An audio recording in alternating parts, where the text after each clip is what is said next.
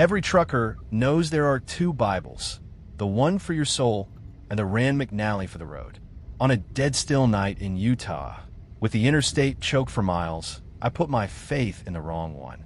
It showed a shortcut, a ghost road called the Zion Gap that no GPS has ever heard of. I was 20 hours into a 48-hour run, wired on cheap coffee and desperation. Maybe the strange rock piles I saw were just tricks of the headlights.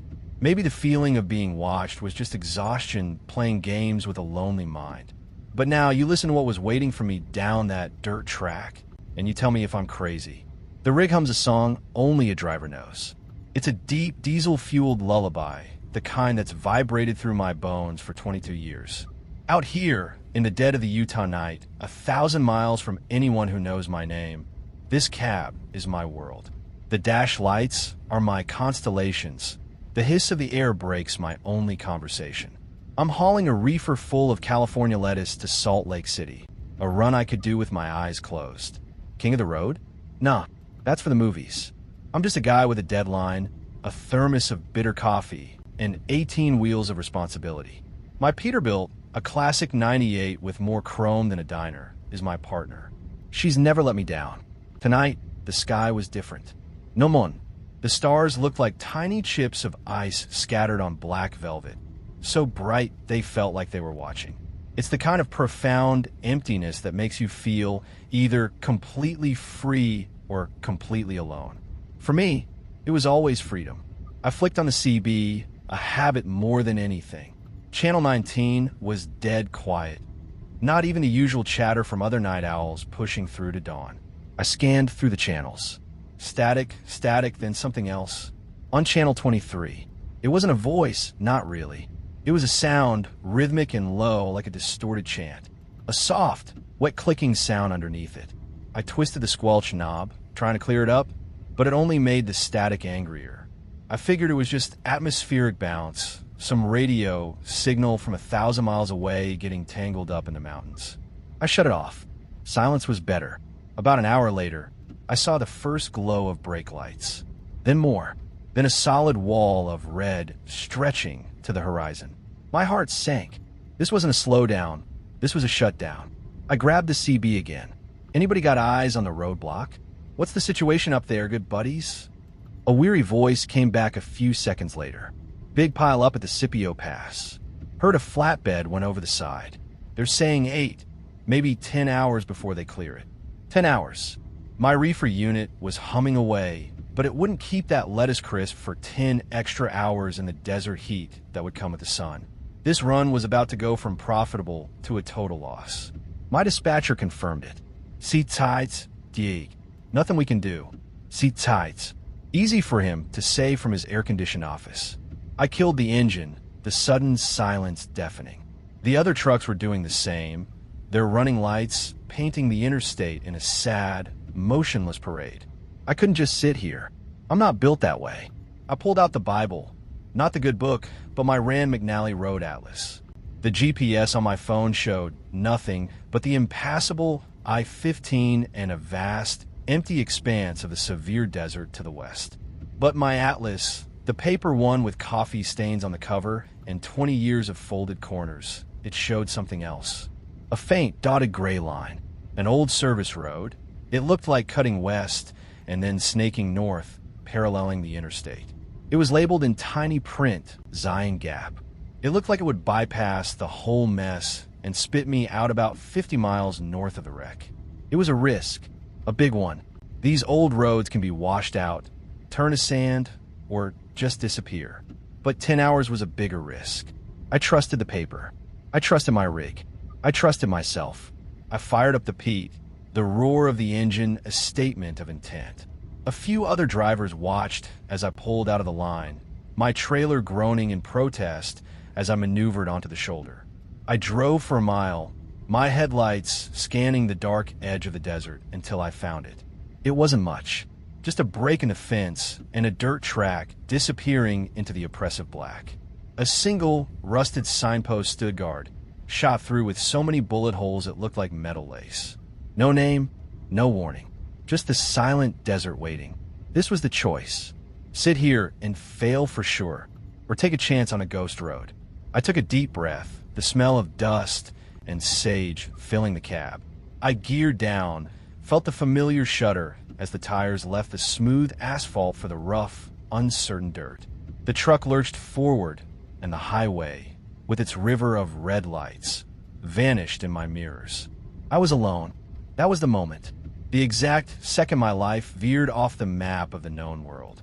The choice that took a routine haul and turned it into a story I'm only telling now because I'm not sure I'll live to tell another. That was the choice that led me into the Gap. The Zion Gap Road was less of a road and more of a suggestion. It was a pair of ruts carved into the hardpan, probably by cattle ranchers a century ago and forgotten by everyone since. My Peterbilt complained with every jolt and shudder. The cab, my sanctuary, became a rattlebox.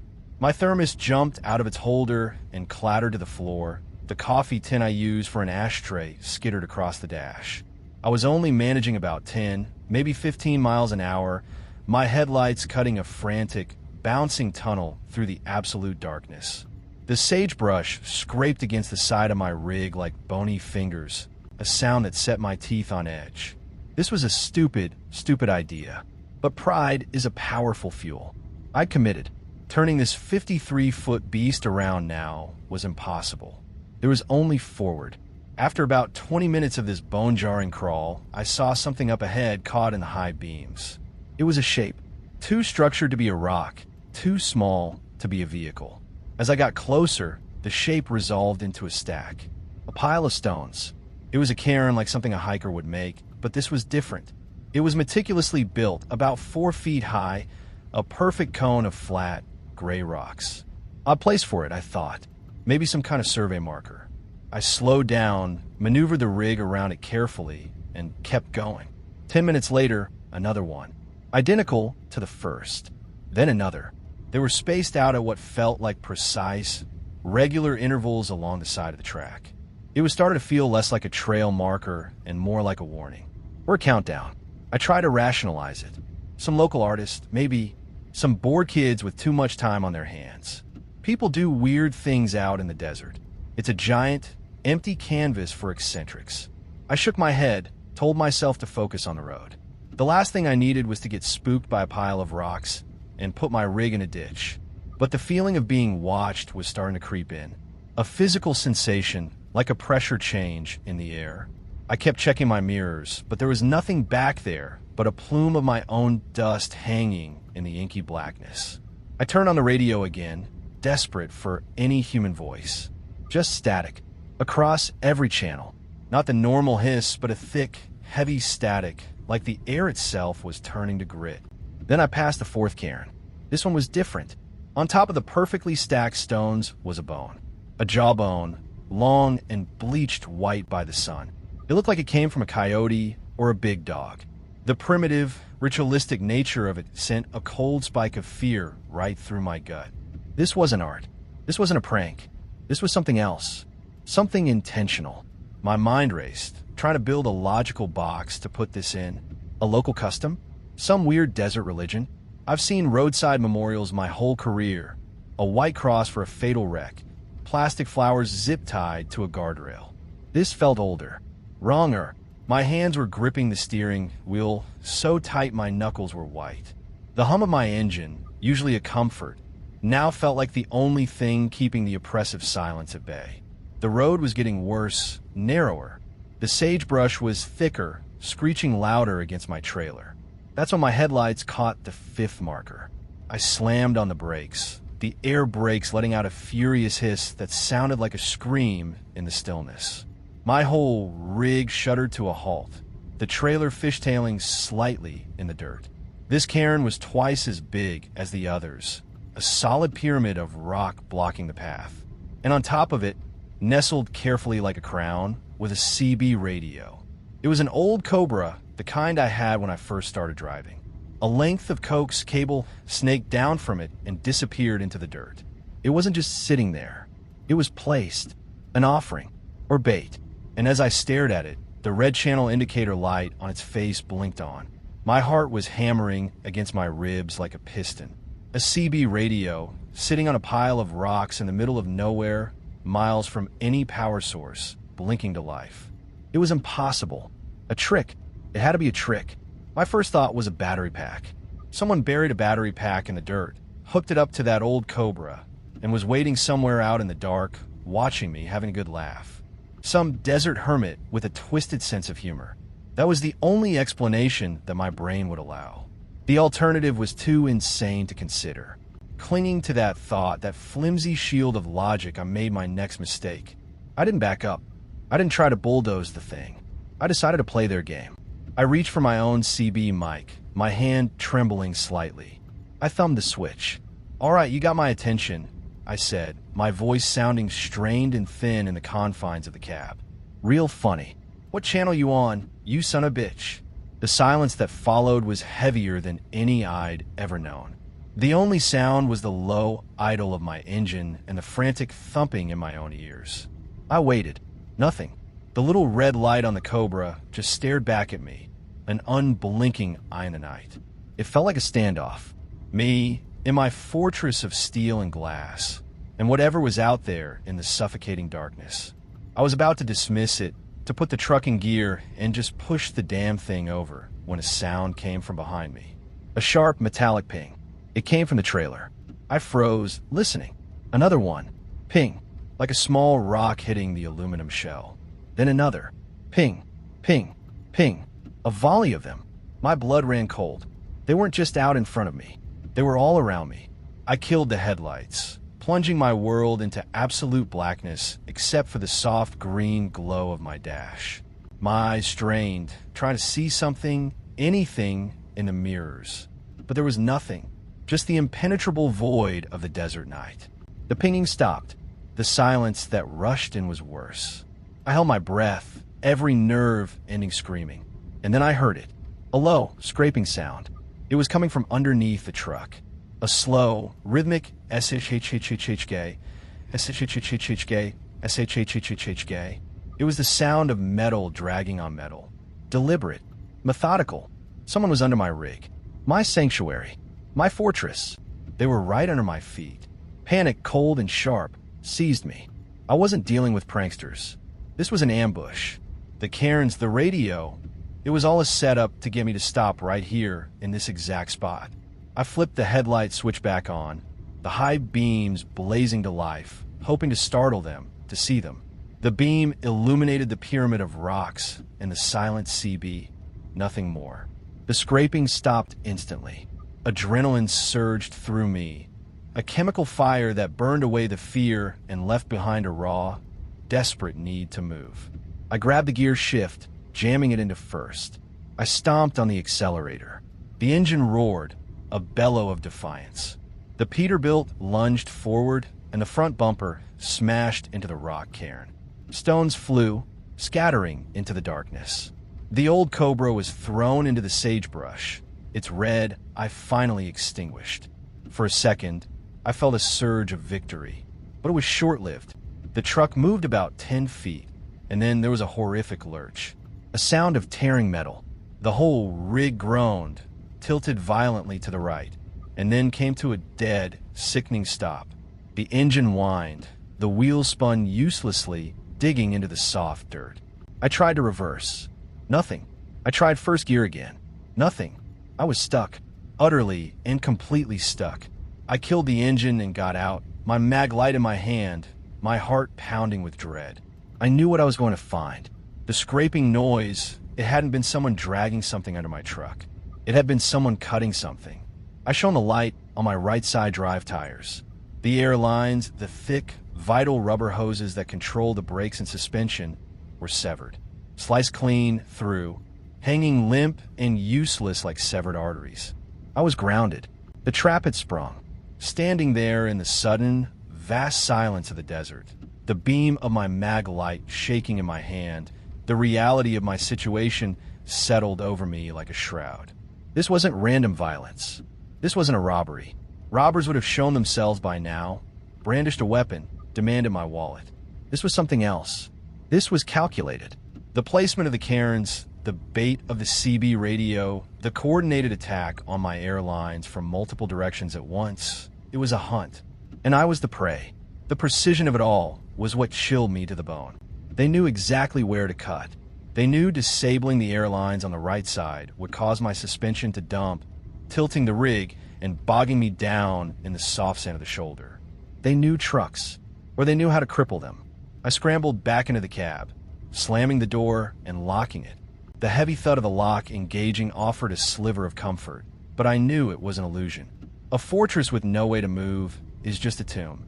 My breath came in ragged gasps. I had to think.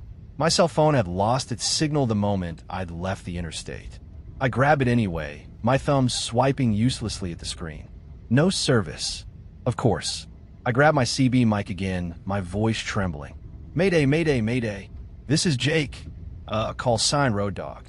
I'm on an unmarked road, west of I-15, south of the Scipio wreck. My truck is disabled. I'm not alone out here. Someone answer me, god damn it. I cycled through every channel, shouting my plea into the void. All I got back was that thick dead static. It felt like they were jamming the signal, like they had considered every possibility, every one of my lifelines, and cut them one by one. Then, through the static, something pushed its way in. It was that sound from before. The sound I'd heard on channel 23. That low, wet clicking. It was clearer now, closer. It wasn't atmospheric interference. It was being broadcast, intentionally. The clicking was layered over a guttural, rhythmic chanting. It was a language, I realized, but not one I'd ever heard. It was all sharp consonants and long, drawn-out vowels that sounded more animal than human. It was coming through my CB, inside my cab. The sound filled the small space, crawling under my skin. It felt ancient, hungry. I turned the volume knob down, but it did nothing. I tried to turn the CB off, but the power light stayed on. The chanting grew louder, the clicking more frantic. It was like they were performing a ritual and broadcasting it directly into my head. I stared at the radio, at the glowing channel display. It was still set to 19. They weren't just broadcasting on one channel. They were broadcasting on all of them. They had hijacked the entire spectrum. How? How is that possible? You need a powerful, sophisticated transmitter for that, something that could overpower every other signal in a massive radius. This wasn't some hermit with a battery pack. This was something organized, something with resources I couldn't begin to comprehend. Panic gave way to a cold, creeping dread. The rules of my world, engine displacement, air pressure, shipping deadlines, had ceased to apply. I was in a place that operated on a different logic. A logic of ritual cairns and phantom radio broadcasts. The chanting reached a fever pitch, and then it stopped. The sudden silence was a physical blow. I sat there, shaking, listening to the blood roar in my ears. And then a new sound began. Faint at first, then growing louder. It was coming from outside, from all around the truck. It was the sound of humming. A deep, resonant hum, like a massive electrical transformer. But there was no electricity out here. The hum grew in intensity until the windows of my cab began to vibrate. I could feel in the floor, through the soles of my boots, a low-frequency thrum that resonated deep inside my chest. It felt like the desert itself was waking up. And as the humming vibrated through me, I looked out my windshield and saw, in the far distance, a faint pinprick of light. Then another, and another. Dozens of them, scattered across the dark valley ahead, flickering into existence like malevolent stars. They weren't coming for me. They were already here. They had been waiting. The pinpricks of light in the distance were not headlights. They were too small, too erratic. They pulsed with a sickly yellow-orange glow, like embers from a dying fire, winking in and out of existence across the valley floor. The low, bone-deep humming continued, a constant pressure against my eardrums. I was paralyzed, caught between the instinct to hide and the desperate need to do something. My mind latched onto a single, flickering hope: the other truckers. The pileup on I-15.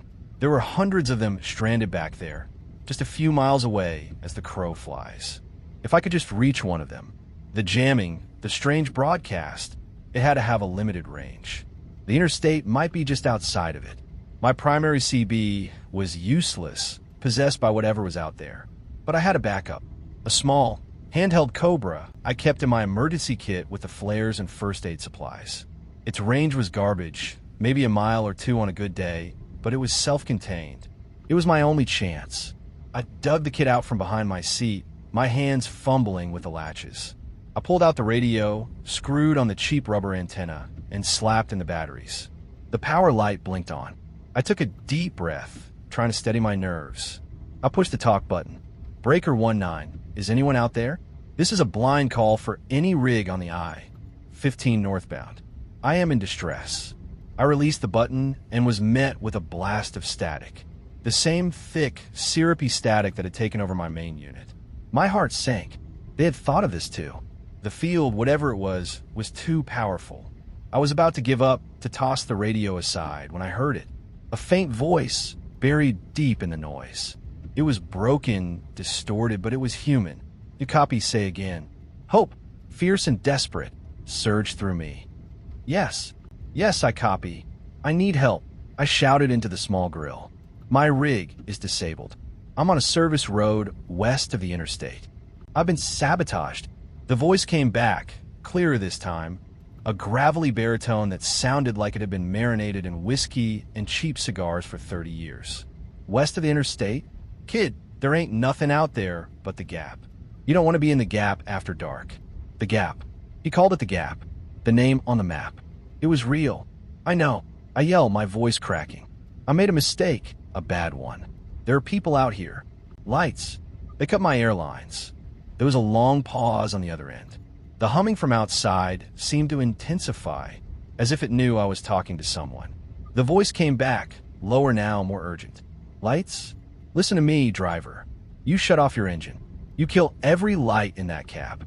Don't make a sound. You hear me? Don't let him know you're there. It's too late for that. I whispered, the words catching in my throat. They know I'm here. They're the ones who stopped me. The man on the other end swore a long, drawn-out curse. Okay, son. Okay. Where'd you get on that road? How far in are you? I told him, my words tumbling over each other. The break in the fence, the shot-up signpost, maybe 5 or 6 miles in. All right, he said, his voice a thin thread of calm in my storm of panic. Don't you move. Don't you make a goddamn peep. I'm gonna see what I can do. There's an old highway patrolman, name of Barlow. Works this stretch. Sometimes he monitors the old channels. Stay on this frequency. I'll be back. The line went dead, but it was a hopeful silence. An ally. I wasn't alone anymore. I did as he said. I killed my running lights, plunging the cab into near-total darkness. Save for the faint glow of the possessed CB, I couldn't turn off. I sat there, hunched down below the window line, clutching the handheld radio like a holy relic. The minutes stretched into an eternity. The humming outside was a constant, physical presence. The pinprick lights continued their silent, random dance across the valley. After what felt like a lifetime, the handheld crackled. It wasn't the trucker. It was a new voice. Crisp, official, professional. Unidentified vehicle. This is Highway Patrol, Officer Barlow. I received a relay call regarding your situation. Confirm your location. Relief washed over me so powerfully I almost wept. Officer, thank God. Yes, I'm here. My truck is disabled. I'm stuck. Calm down, sir. Barlow's voice was steady, reassuring. I know that road. I'm about 10 minutes out. Now you say you see lights. Yes, I said, my eyes still catching the flickers in the distance. All over the valley. All right, son, he said, and the reassuring tone was gone. His voice was suddenly cold, flat, devoid of any emotion. Describe them to me. What color are they? Yellow, I said. Orange yellow. Like fire. There was a pause. When he spoke again, his voice was different. It was thin, tight, strained. And the humming? You hear that too? Yes. It's shaking my whole rig. I cried. What is it? What's going on out here? The line was silent for a moment. Then, Officer Barlow said the 6 words that shattered my last hope and plunged me into a fresh, deeper level of hell. It's for you. They've been waiting. The world collapsed into the space of those 6 words. It's for you. They've been waiting. The voice on the radio was no longer a lifeline. It was the voice of the trap itself. Barlow wasn't coming to save me. He was part of it. The trucker, the good buddy, who relayed my call, was in on it too? Did he call a real cop who then turned? Or did he just patch me through to one of them? My mind reeled. This wasn't just some local cult of desert weirdos. A Utah Highway Patrol officer was involved. How deep did this go? My sanctuary, the cab of my truck, suddenly felt like a fishbowl. Every move I made, every word I spoke, was being watched, monitored. My desperate call for help had been nothing more than a confirmation of my location, a ping on their radar. What do you mean? I stammered into the handheld, my throat tight. What's for me? Who's been waiting? Barlow's voice came back, no longer cold, but filled with a strange, almost ecstatic fervor. The gap gives and the gap takes, son. It's the way it's always been. A toll must be paid. The road you're on, it's older than any highway, older than any map. Some things need to be fed. Federal. The word hung in the air, grotesque and obscene. The chanting on a main CB, the ritualistic cairns, the humming that felt like it was trying to shake my teeth loose, it was all coalescing into a single monstrous idea. A sacrifice. My stomach heaved. I'm just a trucker. I screamed into the radio. I'm hauling lettuce. I have nothing for you. Oh, you're wrong, Barlow said, a chilling amusement in his tone. You have everything we need. You have your rig. You have your fear. And soon, you'll have your voice. You'll join the choir. The wet, clicking sound from the main CB started to seep through the handheld speaker, a faint echo behind Barlow's words. He was with them. He was broadcasting from the source. My attempt to escape had only drawn the hunter closer. A new sound started outside, cutting through the humming. It was the crunch of tires on dirt. A vehicle was approaching. Headlights cut through the darkness from the direction I had come, painting the inside of my cab in stark white light. It was a patrol car, its light bar dark, rolling slowly, deliberately towards me. There was no siren, no flashing lights. Just a steady, predatory advance. My mind went into overdrive. The instinct for survival, primal and raw, took over. I wasn't going to sit here and be fed to whatever ancient horror this desert worshipped. I was trapped, but I wasn't helpless. My rig was my body, and even crippled, it was still 80,000 pounds of American steel. He was expecting me to be a sheep waiting for the slaughter. I looked at my dash. The air pressure gauges for the brake lines were at 0, but my truck had an emergency system, a spring brake. It's a fail-safe. When air pressure is lost, powerful springs slam the brakes on to prevent a runaway. To move the truck, I'd have to manually cage them, use a special T-bolt to wind the springs back, releasing the brakes. It was a slow, greasy, desperate job, but it was a chance. I dropped the handheld radio. Barlow was still talking, his voice a droning sermon of cosmic hunger and ancient roads. I didn't care. I grabbed my tools and my mag light, took one last look at the approaching headlights in my mirror, and threw open the passenger side door, dropping into the darkness on the side of the truck away from the cop car. I landed hard, the impact jarring my teeth. I army crawled on my belly under the trailer, the dirt and grime scraping my face. The humming was louder out here, a physical force that made the ground tremble. I reached the first set of drive wheels, my fingers fumbling in the dark for the brake chamber. I could hear Barlow's car door open, the crunch of his boots on the gravel, slow and unhurried. He was taking his time, savoring it. I found a caging bolt, slid the tool over it, and began to turn, my muscles screaming in protest. It was agonizingly slow. Each turn was a grunt of effort. The fate of my entire world had come down to this. Me, under my own truck covered in grease and terror, trying to turn a single bolt before a man who believed in feeding the desert came around the corner to collect his toll. Every turn of the caging bolt was a lifetime. My knuckles were raw, my muscles burned with lactic acid. The sound of Barlow's footsteps grew louder, circling the front of my rig. He was making a show of it, his boots scuffing the dirt with deliberate slowness. He was inspecting my truck, probably admiring his people's handiwork on the severed airlines. I could hear him humming along with the low-frequency thrum that saturated the air, a discordant harmony that made my skin crawl. My heart hammered a frantic rhythm against the ground. One axle done, I scrambled on my belly to the next, the sharp gravel digging into my elbows and knees. The bolt was stiff, coated in years of road grime. I put all my weight into it, my breath hissing through my clenched teeth. A loud crack echoed under the trailer as the bolt finally broke free. The spring brake was caged. The wheels on the right side were free. I slid out from under the trailer just as Barlow's shadow fell across the rear wheels. I held my breath, pressing myself against the cold aluminum siding of the reefer. He paused, his silhouette a stark black cutout against the distant, pulsing lights of the valley. He stood there for a moment, listening. Did he hear me? Did he know I wasn't in the cab? The seconds stretched, thin and brittle. Then, he continued his slow walk, his footsteps receding as he moved around to the driver's side. Now. It was now or never. I scrambled to my feet, sprinted to the cab, and hauled myself inside, not even bothering with the steps. I slammed the door, my body screaming with the effort. I didn't lock it. I didn't have time. I jammed the key in the ignition and twisted. The Peterbilt's engine, cold from sitting, coughed once, twice, then roared to life with a deafening explosion of sound that shattered the night. It was the most beautiful noise I had ever heard. I saw Barlow spin around, his face a mask of shock in the sudden glow of my dash lights. The surprise was my only advantage. I stomped on the fuel, ignoring the grinding protest of the transmission. With the right side brakes released, the truck lurched forward, dragging its flat tires and listing heavily, but it was moving. It was alive. I veered hard to the left, away from the patrol car, my front bumper carving a new path through the sagebrush.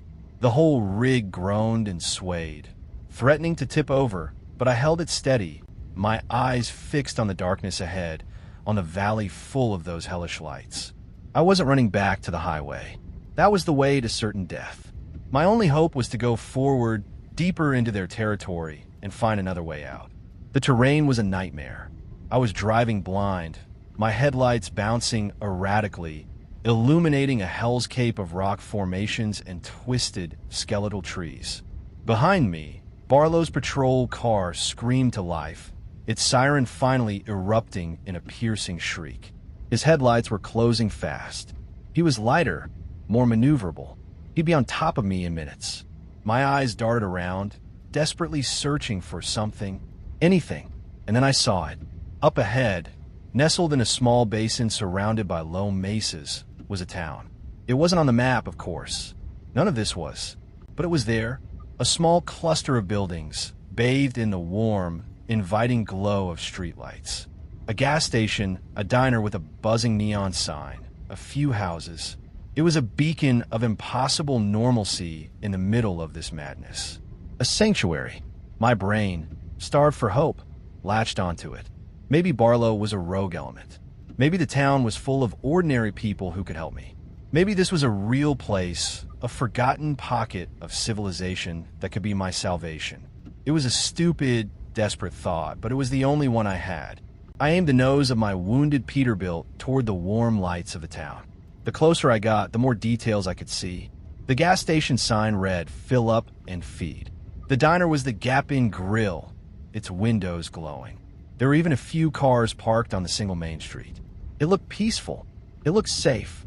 But as I rumbled over the last rise and the whole town came into view, the bone-deep humming that pervaded the desert grew exponentially louder. It wasn't coming from the valley anymore. It was coming from the town itself. And I realized with a sudden, sickening certainty that every single light in that town, every street light, every neon sign, every glowing window was pulsing with the same sickly, orange-yellow glow as the pinpricks in the hills. I hadn't found a sanctuary. I had just driven myself into the very heart of the nest. Driving into that town was like entering a photograph from a history book, but a photo that was deeply, fundamentally wrong. The buildings were old, Depression-era, with faded paint and sagging porches. The gas station had pumps from the 1950s. The diner was a perfect chrome and red vinyl relic. But there was no life, no movement. The cars parked on the street were coated in a thick layer of dust, their tires flat and cracked. The whole place was preserved under a blanket of silence and that oppressive orange-yellow light.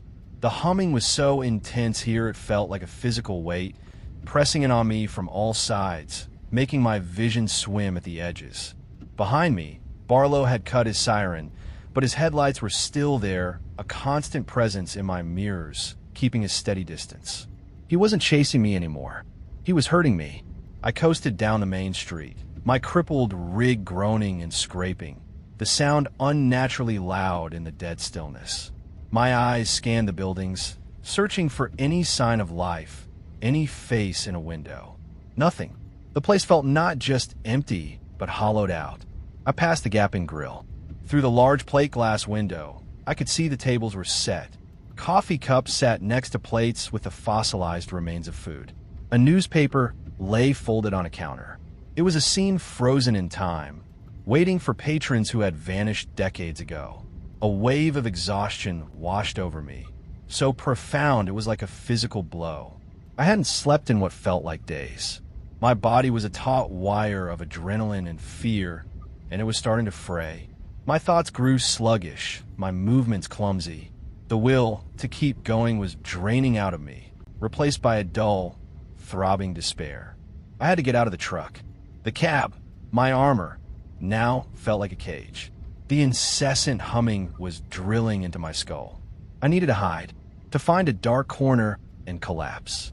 My eyes fell on an alley between the diner and a boarded-up hardware store. It was a sliver of perfect, impenetrable blackness, untouched by the jaundiced streetlights. It was a stupid move. Leaving the relative safety of my rig was tactical suicide. But my exhausted mind wasn't thinking tactically. It was thinking of relief, of silence. I pulled the truck to a halt, the squeal of the brakes echoing down the silent street. I killed the engine. The sudden absence of the diesel roar was terrifying. Now the only sound was the all-encompassing hum. I grabbed my mag light and the tire iron. Not for repairs, but for a weapon. I slipped out of the cab, my boots crunching on the dusty asphalt. The air was cold and smelled of ozone and something else, something metallic and vaguely organic like old blood. I crept into the alley, my back pressed against the cold brick of the diner. The darkness was absolute, a welcome relief from the sickly light. I sank to the ground, my legs giving out, and pulled myself into the deepest shadows, trying to control my ragged breathing. I could see Barlow's patrol car, stopped in the middle of the street, its headlights illuminating my abandoned truck. He didn't get out. He just sat there waiting. What was he waiting for? The humming intensified, the ground vibrating more noticeably. And then I saw them. Figures, emerging from the doorways of the buildings. One from the gas station, two from a derelict house, another from the dark maw of the hardware store. They moved slowly, jerkily, like marionettes with tangled strings. They weren't walking. They were shambling, drawn towards my truck like moths to a flame. My light was off, but in the ambient glow from the street, I could see they weren't people. Not anymore. Their forms were human, but their skin was pale and waxy, their eyes dark, empty sockets.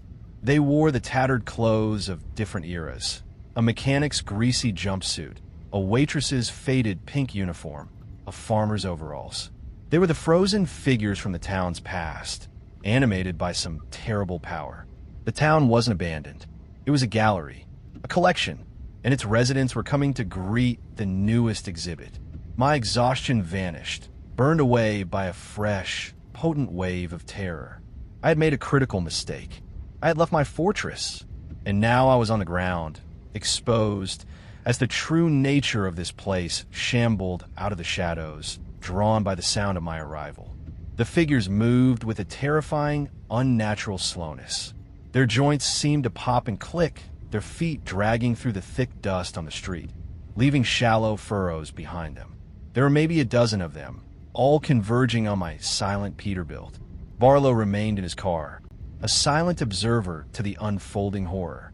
The humming intensified, reaching a painful pitch that seemed to originate from the creatures themselves. It was the sound of their animation, the energy that pulled their dead limbs forward. I was pinned in the alley, a spectator to my own demise. The tire iron felt laughably small and useless in my hand. What good was a piece of steel against something that was already dead? One of the figures, a tall, gaunt man in the tattered remains of a flannel shirt, reached my truck first. He didn't try the handle. He just laid his hands flat against the driver's side door, his head cocked at an impossible angle. His empty sockets stared at the window as if he could see me inside. Then, one by one, the others joined him. The waitress in the faded pink uniform, the mechanic, a small child in what looked like a Sunday dress. They placed their hands on the truck, on the hood, the fenders, the grill. They weren't trying to break in. They were just touching it, claiming it. The metallic, organic smell I'd noticed before grew stronger, an acrid scent like rust and rot. Where their hands touched the chrome and steel, a dark, web-like pattern began to spread. A creeping corrosion like acid eating into the metal, blackening my beautiful rig, killing it. This was the end. I was going to die here in this forgotten ghost town and become one of them. My body would be another puppet for the Gap, and my truck would become another dusty monument on this cursed street. Despair was a physical weight crushing the air from my lungs. It was over. I had fought. I had run, but I had led myself right to the center of their power. There was nowhere left to go. My gaze drifted from the horrifying scene to the ground around me, my mind shutting down, focusing on meaningless details to escape the reality of the moment. Dust, gravel, a discarded oil rag, a glint of shattered glass near my boot. And then I saw it, tangled in a desiccated weed near the alley wall, almost completely obscured by shadow and dirt, was a piece of coax cable. It was the same kind of cable that had been attached to the CB radio on the cairn. My mind, sluggish with terror, made the connection. The radio on the cairn, the chanting, the jamming, the humming. It was all connected. It was all broadcast. The humming wasn't just a sound. It was a signal that animated these things, a signal that was corroding my truck, a signal that was centered here. My eyes followed the cable. It snaked along the base of the diner's wall, thick and black, disappearing into a rusted conduit that led up the side of the building towards the roof, towards the buzzing neon sign of the Gap Inn Grill. The sign wasn't just a light. It was an antenna, the heart of the whole operation. The creatures were still focused on my truck, their strange ritual continuing. Barlow was still in his car. No one was looking at the alley. No one was looking at the diner. They were all mesmerized by the prize, my rig. They thought they had me. They thought I was cornered, defeated, ready for collection. They were standing right next to the source of their power, but their attention was entirely elsewhere. My mind, which seconds before had been a pit of despair, was suddenly clear. The exhaustion, the fear, it was all still there, but it was overshadowed by a single, blazing thought. A possibility. A tiny, insane flicker of chance. They had made a mistake. They had shown me their weakness. I wasn't just a sheep to be slaughtered. I was a trucker, and a trucker knows one thing better than anyone. If you want to kill a signal, you don't smash the radio. You cut the antenna. For the first time since entering the Gap, a plan began to form, a desperate, suicidal gamble that was my only way out. I was at the bottom, surrounded by the dead, but for the first time, I could see the top of the well. My mind, which had been a screaming vortex of fear, went utterly silent. The world narrowed to that single, greasy black cable. It was an anchor point, a piece of understandable technology in a world of impossible horrors. Coax cable, antenna, signal. The words arranged themselves in my head with a cold, brutal clarity. The cairns weren't magic. They were nodes, repeaters maybe in a network. The chanting on the radio wasn't a ghost. It was a broadcast. The humming that vibrated in my bones wasn't the wrath of some desert god. It was a carrier wave. And these things, these shambling puppets made of dead townsfolk, they weren't just monsters. They were receivers. All of it, the entire nightmare, was being run from a rusty junction box on the roof of a derelict diner. The Gap wasn't a place. It was a machine, and I was looking at its power switch. A new feeling began to displace the despair. It wasn't hope. Hope was a luxury I couldn't afford. It was something colder, heavier. It was resolve, the kind of grim, single-minded purpose that only comes when you have absolutely nothing left to lose. My fear didn't vanish. It was still there, a block of ice in my gut, but it was no longer in control. It was just feel now. The exhaustion was still a crushing weight on my shoulders, but now there was a reason to carry it. I looked from the cable to the creatures pawing at my truck, their empty sockets fixed on their prize. I looked at Barlow's patrol car, the silhouette of the officer just visible behind the wheel, watching his trap play out. They were arrogant. They were so sure of their power, so used to their victims being paralyzed by terror, that they never considered one might look past the puppets to see the strings. They saw me as prey, another lost soul to be consumed and added to their collection. They saw my truck as the offering, the toll Barlow had spoken of. Their focus was entirely on the bait. That was their fatal mistake. Because a trucker knows his rig. He knows it's not just a box for hauling freight. It's a power plant on wheels. It's 200 gallons of diesel fuel. It's 40 tons of kinetic energy. It's a battering ram. The humming from the gap-in grill sign was their voice, their power, their control. I was going to make them choke on it. My mind started working again, not with panic, but with cold, logistical calculation. Problems and solutions. That's a trucker's life. Problem: the antenna is on the roof. I can't climb up there. Solution: I don't have to. The conduit runs down the brick wall. The cable itself is vulnerable. Problem: the creatures are surrounding my truck. Solution: they are slow and they are focused.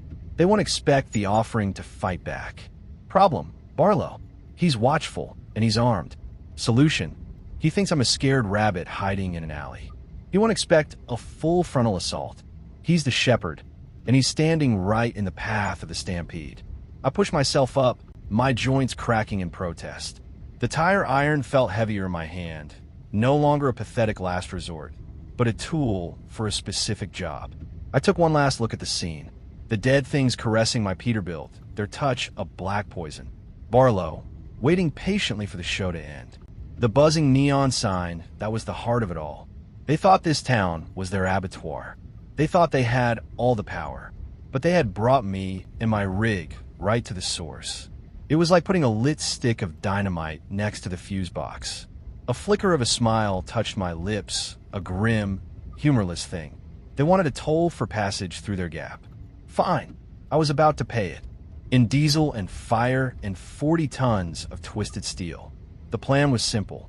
It was the kind of simple that borders on suicidal, the kind you cook up when every other option has been burned away. There would be no stealth. There would be no clever escape. This was going to be loud, violent, and final. I was going to use their own trap against them. My gaze shifted from the conduit on the diner wall to the front of my Peterbilt, then to Barlow's patrol car parked squarely in the middle of the street. Everything I needed was laid out in front of me like a tactical diagram.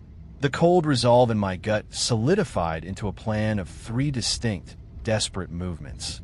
First, I needed my truck back. I pushed myself away from the alley wall, my boots silent in the thick dust. I stayed low, using the diner's bulk to shield me from Barlow's line of sight. The shambling townsfolk were still transfixed by my rig, their backs to me, their eerie humming a constant, grating thrum. They were completely oblivious. I crept along the building's facade until I reached the front corner near the diner's entrance. The cab of my truck was 20 feet away, an open field of death. I took a deep, shuddering breath, the metallic air searing my lungs. I gripped the tire iron, my knuckles white. This was the point of no return. I exploded from the corner, sprinting across the open space. The dead things reacted, but slowly. Their heads turned with agonizing, clicking slowness, their empty sockets tracking my movement. They were too late. I hauled myself up into the cab, slammed the door, and hit the lock. Second, the shepherd. The key was already in the ignition. I twisted it. The engine roared to life again, a thunderous declaration of war that ripped through the humming. Outside, the effect was instantaneous. The creatures recoiled from the sound, stumbling back from the truck as if struck. On the street, Barlow's car door flew open. He was getting out, his gun drawn, his face a mask of fury and disbelief. He hadn't expected this. He had expected me to cower in the alley until they came for me. I didn't give him a chance to think. I jammed the gear shift into first, my foot stomping the accelerator to the floor. The Peterbilt screamed in protest, a wounded beast rising for one last charge. It leaped forward, not down the street, but straight at him. Barlow's eyes went wide with panic. He raised his pistol, firing wildly. I heard the crack of the shots, the ping of bullets glancing off my grill, but they were nothing. You don't stop a charging bull with a fly swatter. He tried to dive out of the way, but he was too slow. The massive chrome bumper of my truck hit the patrol car with the force of a detonating bomb. Metal shrieked and buckled. The car was tossed aside like a toy, flipping onto its roof in a shower of shattered glass. Its mission of hurting me to my death brought to a sudden, violent end. Third, the heart. I didn't slow down. I cranked the wheel hard right, the crippled rig groaning under the strain. I was aiming for the corner of the diner, right where the conduit ran up the wall. The shambling figures scattered, their slow, jerky movements no match for the roaring engine and 40 tons of unstoppable momentum. I braced myself, my hands gripping the wheel, my teeth clenched so hard I thought they would shatter. This was it, the final gamble.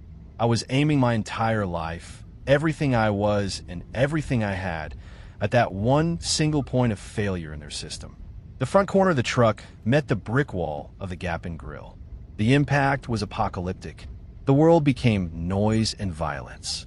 The shriek of tortured metal was indescribable as the front end of my Peterbilt, my partner of 22 years, met the corner of the building. Bricks exploded inwards. The chrome grill, the pride of my rig, crumpled like tinfoil. The entire frame of the truck twisted with a sound like a giant's bones breaking.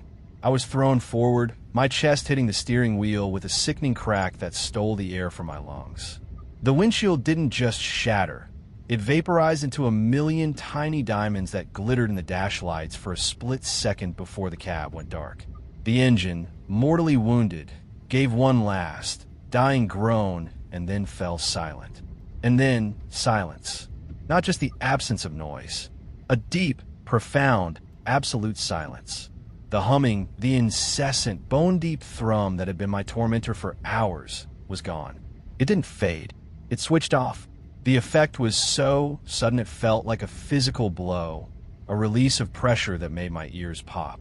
The oppressive orange-yellow glow of the streetlights and the gap-in grill sign flickered once, twice, and died, plunging the street into the pure, honest darkness of the desert night. For a moment, there was nothing. No sound. No light, just the smell of dust, diesel, and hot, broken steel. Then a new sound, a dry, rustling whisper. I pushed myself off the wheel, pain screaming in my ribs, and looked through the empty frame of my windshield. The creatures, the dead townsfolk, were frozen in place. They stood for a second, their bodies silhouetted against the faint starlight, like a collection of forgotten statues. Then, as one, they began to crumble.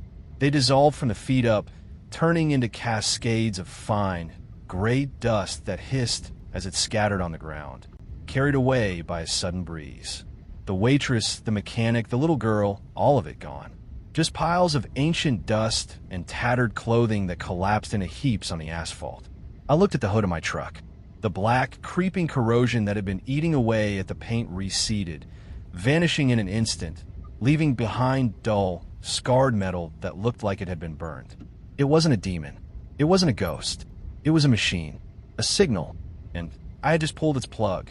Painfully, I pushed open the mangled driver's side door and half fell, half climbed to the ground. My truck was destroyed. The front axle was snapped. The engine block cracked open. The cab twisted into a modern art sculpture of failure. It was a tomb.